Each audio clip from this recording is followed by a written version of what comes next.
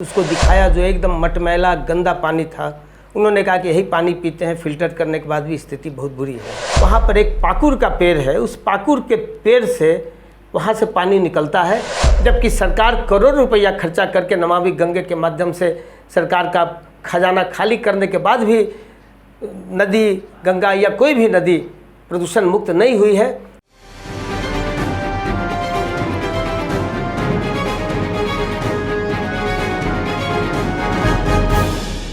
नमस्कार, NWS news India के इस विशेष प्रसारण में आपका स्वागत है। हर रोज की तरह आज हमारे साथ पर्यावरण से जुड़े एक शख्स मौजूद हैं। उनका 19 वर्षों से दामोदर बचाओ अभियान के तहत पर्यावरण को बचाने में जुड़े रहे हैं। आइए जानते हैं प्रवीण सिंह से कि उनको ये ख्याल कैसे आया, कैसे संगठन बना और आज दामोदर की वर्तमान स्थिति क्या है। प्रवीण जी, सबसे पहले तो आपको NWS न्यूज़ इंडिया परिवार में स्वागत है। धन्यवाद। आपको दामोदर बचाओ पर्यावरण मुक्त करने का ख्याल कैसे आया और ये कैसे शुरुआत हुई और आज कहाँ पहुँचे हम लोग? ऐसा है कि 2004 में माननीय सरजू राय जी बेरमो क्षेत्र में आए हुए थे। बेरमो के लोगों ने, जो मजदूर क्षेत्र के लोग थे, उन्होंने एक बोतल पानी लाकर दामोदर का जो पीते थे उसको दिखाया जो एकदम मटमैला गंदा पानी था। उन्होंने कहा कि यही पानी पीते हैं, फिल्टर करने के बाद भी स्थिति बहुत बुरी है। तो हम लोग भी साथ में थे। सारे लोगों ने माननीय सरजू राय जी के नेतृत्व में दामोदर को देखने गए। तो जब उसमें हाथ डाला गया तो उसमें से सिर्फ छाई, तेल और सिर्फ गंदगी था। पानी लायक कोई चीज़ ही नहीं था। ऐसा लग रहा था कि ऐश पौंड और तेल का पौंड बना हुआ है। उसके बाद सारे लोगों ने तय किया कि हर हालत में दामोदर को प्रदूषण मुक्त करने का एक अभियान हम लोग को चलाना चाहिए, क्योंकि दामोदर जो है झारखंड की जीवन रेखा है और इस पर झारखंड के बहुत सारे औद्योगिक क्षेत्र के, ग्रामीण आदिवासी क्षेत्र के लोग पूरी तरह से इसके पानी पर निर्भर हैं। इस कारण से 2004 में माननीय सरजू राय जी ने पता लगाना शुरू किया, हम लोग सारे लोग थे, कि इसका उद्गम स्थल कहाँ है। हम लोग स्कूलों में पढ़ा करते थे कि पलामू की पहाड़ियों से दामोदर निकलता है, परंतु कभी भी ये स्थिति लोग नहीं बता पाए थे कि किस पलामू की पहाड़ी से दामोदर निकलता है। तो 5 लोगों की टीम ने धीरे धीरे दामोदर के उद्गम स्थल की तरफ बढ़े और तब पता चला उद्गम स्थल दामोदर के किनारे जाते जाते कि यह लोहरदगा जिला के सैलगी पंचायत में बोरा पहाड़ी है, जो लगभग 50 फीट ऊपर है। वहाँ पर एक पाकुर का पेड़ है। उस पाकुर के पेड़ से वहाँ से पानी निकलता है और वहाँ चूल्हा टाइप का पत्थर, 2 बड़ा बड़ा शिला रखा हुआ है जो वहाँ से निकलता है। और जब वहाँ पर चढ़ के पहाड़ पर देखा गया तो 8-10 लोगों की बस्तियाँ थी, गरीब आदिवासियों की। उन्होंने बताया कि यह बहुत दिन से है, हमारे पूर्वज कहते थे कि महाभारत काल में पांडव यहाँ आए थे, रहे थे, और जब पानी की ज़रूरत पड़ी तो उन्होंने, अर्जुन ने अपने तीर से यहाँ पर जो है छेदन करके पानी को निकाला। उसी वही परंपरा है, लेकिन कोई आता जाता नहीं है। और मैं बताना चाहता हूँ कि बोरा पहाड़ी से जो निकलता है उसे देवनद कहते हैं और 25-30 किलोमीटर उसका पानी पूर्ण रूप से स्वच्छ है और बहुत ही हेल्दी पानी है, जिसको पीने से लोग स्वास्थ्य लाभ लेते थे। लेकिन जब वो खिलाड़ी एरिया में जाता है तो उसके बाद इसका प्रदूषण का बार इस पर शुरू हो जाता है। जब CCL के एरिया आता है तो वहाँ से यह प्रदूषित होना शुरू हो जाता है और वहाँ से लेकर पूरा CCL, DVC, पतरातू, थर्मल से सारा एरिया जो है प्रदूषित होता है। सबसे पूर्व में पहला बार में माननीय सरजू राय जी के मार्गदर्शन में एक वैज्ञानिकों की टीम ने, इसमें डॉल्फिन मैन के नाम से जिनको अवार्ड मिला है, डॉक्टर RK सिन्हा, जो अभी कुलपति हैं पटना यूनिवर्सिटी के, जियोलॉजी के HOD थे, वो भी सारे लोग थे, सारे विद्वान थे। सारे लोगों ने एक सर्वे निकाले थे इसके उद्गम स्थल से लेकर पंचित तक, कलकत्ता तक हम लोगों ने इसको निकाला था, जहाँ तक हम लोग को उसका पता चला। तो ये पता चला उसके सर्वे रिपोर्ट में जो सैंपल लिया गया था उसके पानी का, तो उसका जब टेस्ट का रिपोर्ट आया तो बड़ा ही लोग को आश्चर्य हुआ कि यह विश्व की सबसे 10 प्रदूषित नदियों में से एक दामोदर का स्थान है, जहाँ जल नाम की चीज़ कोई भी उसमें जीव कीटाणु नहीं है। जल के अंदर में जो उसको स्वच्छ करने के जो कीटाणु सारा किसी का कोई पता नहीं था, सिर्फ पानी और छाई मिला। तब उसके बाद से हम लोगों ने इस आंदोलन को दामोदर बचाओ आंदोलन के नाम से एक माननीय सरजू राय जी के मार्गदर्शन में यह काम शुरू हुआ था। इसके बाद 2006 में हम लोगों ने तय किया, माननीय सरजू राय जी ने, कि नदी के प्रति लोग का अटैचमेंट हो, एक जिज्ञासा बढ़े कि हमको इसको साफ रखना है। चूँकि हमारे अभियान से सफल नहीं होगा जब तक पब्लिक का अभियान इसमें जुड़ेगा नहीं। तो गंगा दशहरा के दिन दामोदर महोत्सव करने का संकल्प लिया गया और नदी के किनारे हम लोग उस समय से लेकर आज तक, पहले 18 स्थानों से शुरू हुआ था, आज लगभग 34 स्थानों पर दामोदर के किनारे और दामोदर की सहायक नदियाँ जो हैं उनके किनारे हम लोग सुबह में पूजा पाठ करते हैं, हवन आरती करते हैं, संगोष्ठी करते हैं, बाहर के विद्वान लोग आते हैं, प्रवक्ता ग्रामीण लोगों को जमा करके हम लोग उनको ये बताते हैं कि दामोदर आपका है, आप इसको प्रदूषण मुक्त करने के लिए, रखने के लिए आप इस पर ध्यान दीजिए। उसके बाद हम लोगों ने बराबर इस पर आंदोलन करना शुरू किया।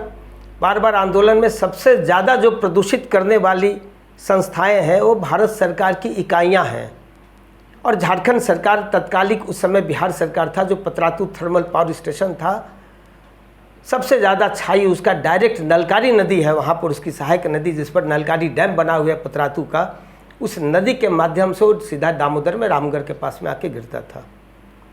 और खिलाड़ी से जो शुरू होता था तो वहाँ पर एक वासरी है जो उसकी सहायक नदी, उसी को इन्होंने एस फंड बना दिया था।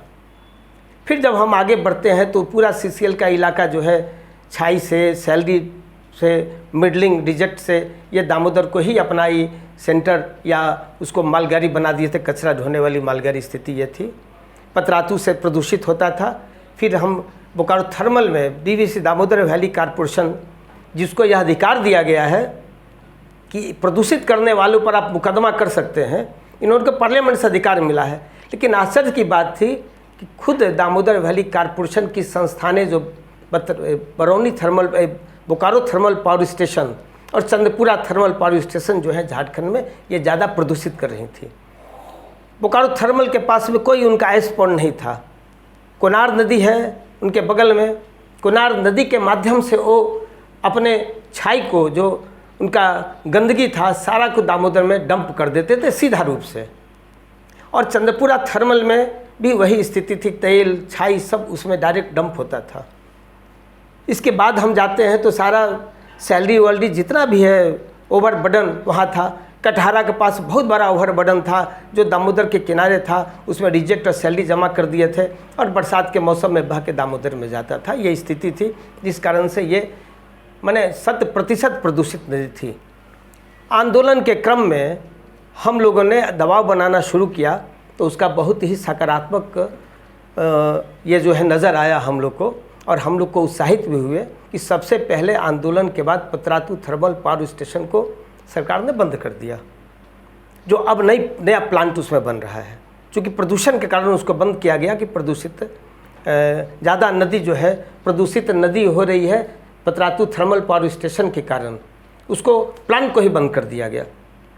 बोकारो थर्मल में हम लोगों ने, तत्कालिक SDO थे, IAS आए थे, 6 महीने के लिए पोस्टिंग थी, उनको हम लोगों ने कंप्लेन किया, उन्हें जांच की और उन्होंने चिट्ठी देके बोकारो थर्मल पावर प्लांट को बंद कर दिया, जिससे उनको करोड़ रुपए का नुकसान हुआ। और उन्होंने एफिडेविट दिया हाई कोर्ट में कि हम अपना एस पॉइंट बनाएंगे, मुझे समय दीजिए, अब हम प्रदूषित नहीं करेंगे। उन्होंने एफिडेविट दिया और उसके बाद बोकारो थर्मल पावर स्टेशन ने अपना बहुत ही विशाल एस पॉइंट बनाया, जो अब चालू हो गया है, आज की स्थिति में है। तो उससे मुक्ति मिली। चंद्रपुरा थर्मल पावर स्टेशन जो सबसे ज़्यादा प्रदूषित कर रहा था, उन्होंने बहुत बड़ा एस पॉइंट बनाया, रिसाइकलिंग प्लांट बनाया, वाटर रिसाइकिल करके वो नदी में डालते हैं और लगभग इनका 4-5 बड़ा सा एस पॉइंट है, जिस पर भी लोग ध्यान देते हैं। और इस तरह से सुधार हुआ। CCL BCCL के लोगों ने अपना ओवरबर्डन को हटाया। सबसे आश्चर्यजनक है कि खिलाड़ी के बगल में माउंटेन प्लांट एक था, वासरी कोल वासरी, माउंटेन वासरी, जिन्होंने वहाँ का सहायक नदी को किया था सरजू राय जी ने, और हम लोगों ने खड़ा होके 2 दिनों तक उसके पूरे कचरे को, सैलरी को हटवा के उस नदी को मुक्त कराया था और उनको वार्निंग दिया गया, तब उन्होंने अपना पौंड बनाया, वहाँ से वो शुरू हुआ। कटहरा कोलवासरी जो ओवरबर्डन करते थे, उसको खड़ा होकर माननीय सरजू राय जी और हम सारे कार्यकर्ताओं ने खड़ा होके और दर्जनों डंपर लगा के उसके ओवरबर्डन को वहाँ से हटाया गया था, तो जाके वहाँ से मुक्ति मिली। अब वो साफ़ हो गया है, वहाँ पर कचरा वो लोग नहीं डालते हैं। इस तरह से मेहनत किया गया। माननीय सरजू राय जी का बहुत ज़्यादा योगदान है। मैं तो सिर्फ कहूँगा कि बगैर सरकार का एक चवन्नी खर्चा हुए दामोदर बचाओ आंदोलन ने माननीय सरजू राय जी के मार्गदर्शन में दामोदर को आज के डेट में प्रदूषण मुक्त कर दिया। प्रवीण जी, आपको एक बीच में एक रोकना पड़ा मुझे, बुरा। बोकारो इस्पात की क्या भूमिका रही है प्रदूषित करने में? बोकारो स्टील प्लांट जो है, मैं अभी आ रहा था, चूँकि चंद्रपुरा के बाद बोकारो स्टील प्लांट का जो प्रदूषित पानी है, पीला पानी, लाल पानी, जो इनका अम्ल से युक्त पानी, एसिडिक जल जिसको कहा जाता है, धोवन का जल, वो सीधा एक बहुत बड़ा नाला के माध्यम से ये चंद्रपुरा दुगधा के बगल में जो पुल है उस पुल के पास में गिराते हैं। और हम लोगों ने उस नाला से सर्वे शुरू किया। उसमें इस क्षेत्र के तमाम पत्रकार बंधु, सामाजिक कार्यकर्ता लोग थे, तो हम लोगों ने सीधा देखा कि पानी कहाँ से आता है। बोकारो स्टील प्लांट का धोवन का पानी आता है। उस पर दबाव बनाया गया।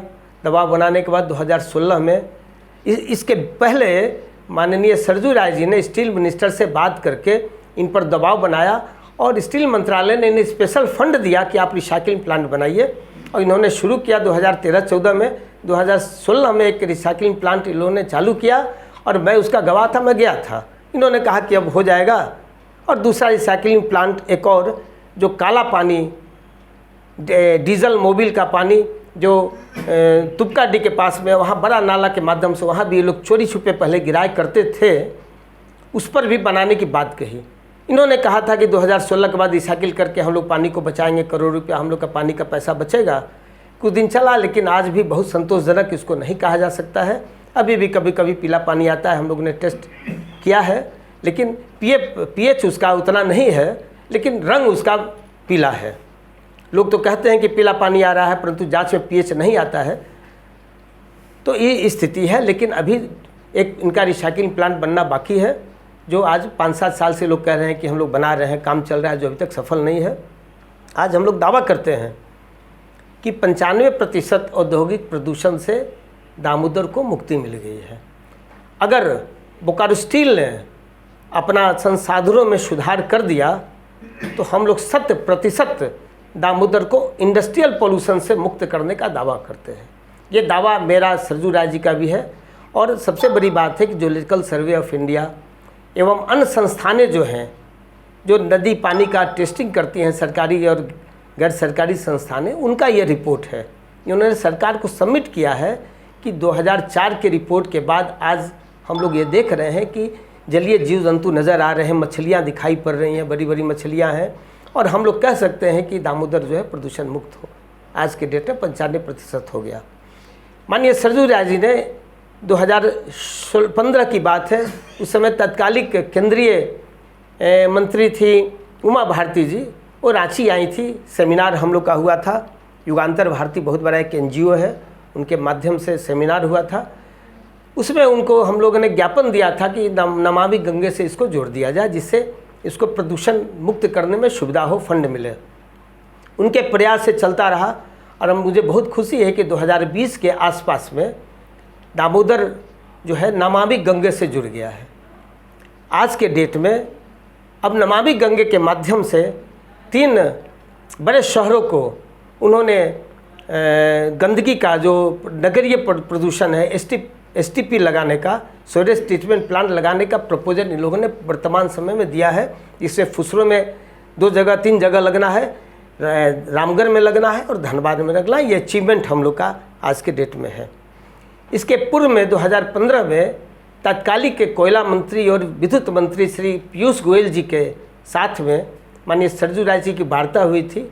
उन्होंने DVC के तत्कालिक चेयरमैन लिंगस्टे साहब, कोल इंडिया के चेयरमैन, बोकारो स्टील के चेयरमैन MD और तत्काल मिनिस्ट्री के लोगों को बुला के बहुत हाई लेवल की मीटिंग की थी और उन्होंने इंस्ट्रक्शन दिया था, 2015 की बात है, कि किसी भी कीमत पर केंद्रीय सरकार की जो भी औद्योगिक संस्थानें हैं, आप अपने संसाधनों का सुधार कीजिए। आज बहुत सुधार हो गया है, हम लोग दावे के साथ कह सकते हैं। और दूसरी बात है कि इस बीच में 2019 में दामोदर बचाओ आंदोलन, हमेशा नदी का सर्वे वगैरह हम लोग करते रहते हैं। हम लोगों ने पोल्यूशन कंट्रोल बोर्ड को पत्र लिखा, बहुत कड़ाई से आंदोलन किए, तो 1 करोड़ रुपया तत्काल पोल्यूशन कंट्रोल बोर्ड रांची ने इनको जुर्माना किया। हम लोगों ने नेशनल ग्रीन ट्रिब्यूनल में उस पर मुकदमा दायर किया 2020 में, बोकारो थर्मल पर और चंद्रपुरा थर्मल पर।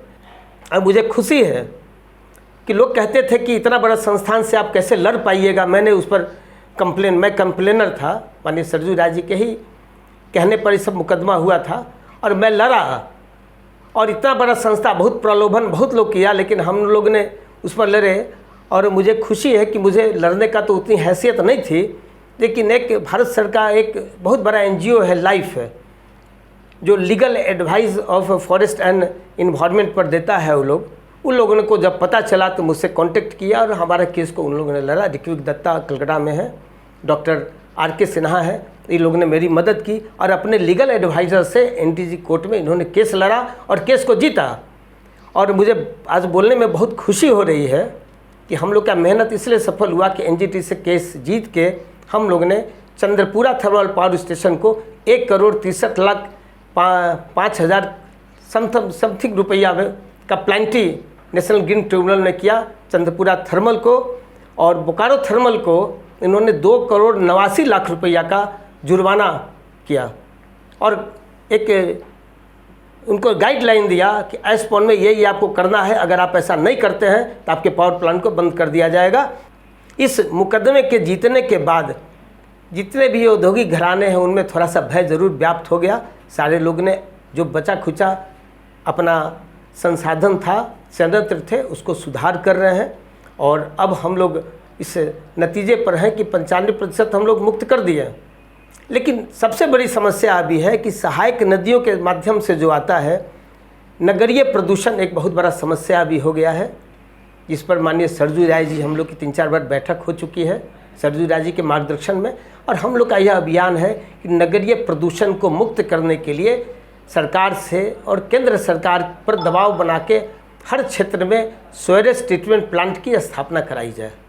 चूँकि पैसा बहुत खर्चा होता है और मैं बहुत खुशी के साथ मैं बताना चाहता हूँ अपने आंदोलन में, चूँकि मैं चंद्रपुरा क्षेत्र का रहने वाला हूँ, DVC एरिया में हमने लगातार दबाव बनाया दामोदर वैली कॉरपोरेशन पर कि चंद्रपुरा बोकारो में स्टील प्लांट आप लगाएं, और वहाँ स्टील प्लांट लगा। आज दोनों प्लांट मिला के लगभग 60 लाख करोड़ रुपये का बजट इन लोगों ने सेंक्शन किया। आज चंद्रपुरा थर्मल में उद्घाटन काम चालू है। बोकारो थर्मल और चंद्रपुरा थर्मल शायद 1.5 साल लगेगा, वहाँ स्टील प्लांट बन जाएगा। तो चंद्रपुरा क्षेत्र का नगरीय पोल्यूशन जो है वो साफ होकर नदी में जाएगा और बोकारो थर्मल का। अब स्थिति हम लोग की है कि जो नमामि गंगे से जुड़ा हुआ है उस पर माननीय सरजू राय के दबाव पर ही, उनके कॉरस्पॉन्डेंट चिट्ठी पत्र देने के बाद नमामि गंगे ने 3 बहुत बड़ा अभियान शुरू किया है, जो लगभग 500-700 करोड़ रुपये का तीनों मिलाकर उन्होंने अभी पैसा सेंक्शन कर दिया है। इसमें रामगढ़ में स्टील प्लांट लगना है, फुसरो क्षेत्र में 3 लगना है और धनबाद क्षेत्र में लगना है। ये हम लोग की बहुत बड़ी अचीवमेंट है। अब हम लोग चास नगर के लिए हम लोग ने दबाव बनाया है, इसका DPR सब तैयार हो गया था। अभी हाल में इनके जो है अनिल कुमार साहब से बात हुई थी, माननीय सरजू राय जी में थे, DC साहब से इस पर राय साहब के साथ में बात हुई है, हम लोग ये बात किए हैं। इन्होंने कहा है कि हम स्टील प्लांट बनाने का जो भी प्रोसेस है हम लोग करने को तैयार है और कर रहे हैं, प्रोसेस में है, हम लोग इसको करेंगे और झारखंड सरकार पैसा देगा, हम लोग करने को तैयार है, प्रोसेस में है। हम लोग का अगला अभियान यही है कि दामोदर को 100% प्रदूषण मुक्त करने के लिए नगरीय प्रदूषण को प्रदूषण मुक्त करना बहुत ज़रूरी है। इसके लिए दामोदर के उस तमाम क्षेत्र में जहाँ से दामोदर गुजरती है उस नगर में सीवरेज ट्रीटमेंट प्लांट की स्थापना हो और नगर का जो भी गंदा पानी है, मल मूत्र युक्त जल, उस जल को हम लोग साफ करके दामोदर में गिराएं। और आज हमें बहुत खुशी के साथ कहना पड़ता है कि आज हम लोगों ने एक मरता हुआ एक मरा हुआ नदी जो मृत प्राय हो गया था, उसको संजीवनी देकर आज जिंदा हो गया। इसमें एक नया पैसा भी सरकार का खर्च नहीं है, न ही सरजू राय जी का खर्च है, न हमारा है। ये जन सहयोग से, जनता के सहयोग से, बगैर किसी पैसा खर्च किए हुए आज दामोदर को प्रदूषण मुक्त हम लोग कर दिए हैं। जबकि सरकार करोड़ रुपया खर्चा करके नमामि गंगे के माध्यम से सरकार का खजाना खाली करने के बाद भी नदी गंगा या कोई भी नदी प्रदूषण मुक्त नहीं हुई है। यह एक बहुत बड़ा उदाहरण है पूरे विश्व के लिए, भारत के लिए नहीं, कि अगर जन सहयोग रहे तो किसी भी मृत प्राय नदी को भी हम जिंदा कर सकते हैं।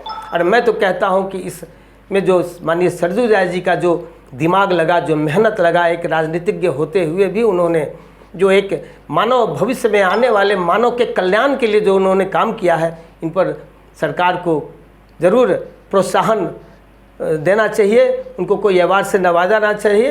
ये हमारी मांग है। हम चाहते हैं कि अगर ऐसा होता है तो दूसरे जो समाज सेवी हैं वो भी आगे बढ़ के नदी को संरक्षित करने का, उसको साफ करने का आंदोलन करके उसे शुद्ध करेंगे। एक और मेरा मांग है कि नैनीताल में जमुना को प्रदूषित, गंगा जमुना जो भी है वहाँ प्रदूषित करने के लिए हाई कोर्ट ने एक जजमेंट दिया था कि ये इसको अगर आप प्रदूषित करते हैं तो मानव पर जो मुकदमा होता है क्रिमिनल केसेज, वो आप पर क्रिमिनल केसेज होगा। तो वहाँ स्थिति जो है सुधर गई है नैनीताल में।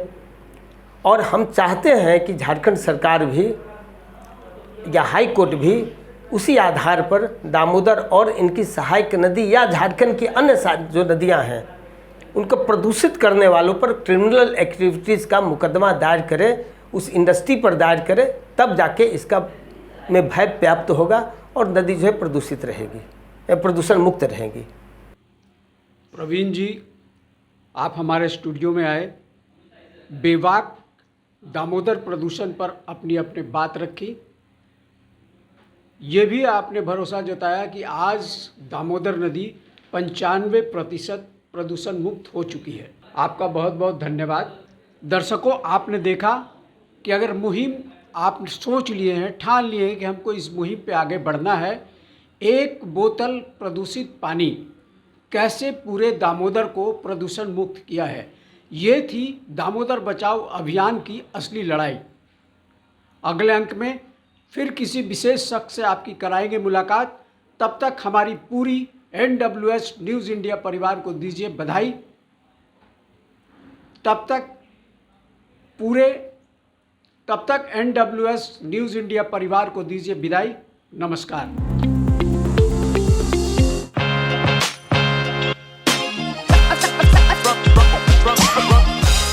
शहर के मुख्य बाजार सिटी सेंटर सेक्टर 4 में स्थित रेनबो रेस्टोरेंट की तो क्या ही है बात। वेज एंड नॉन वेज उपलब्ध, fully air condition, hygienic food, जायकेदार व्यंजन। हमारे यहाँ पार्टी की सुविधा भी उपलब्ध है, पार्किंग सुविधा भी मौजूद, quick food service, home delivery की सारी सुविधाएं उपलब्ध। एक बार अवश्य पधारें।